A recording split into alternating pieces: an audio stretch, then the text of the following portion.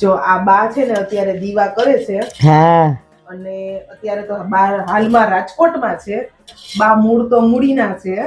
હા. બા રાત્રે કેટલા વાગે ઉઠતા ની આપણે બાને પૂછ્યું.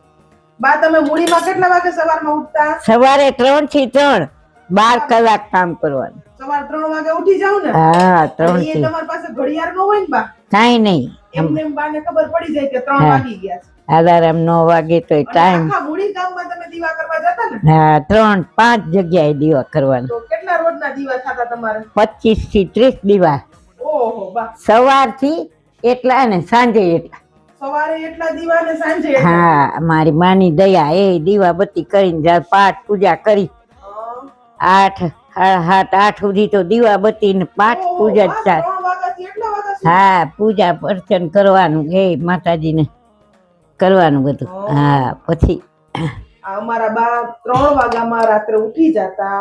હા નથી કેતા કે 3 વાગ્યામાં છે ને ઓલું કેવી શક્તિ હોય બા? 3 વાગ્યાથી જે ટાઈમ ચાલુ થાય. હા એ પ્રાતકાળની શક્તિ કહેવાય.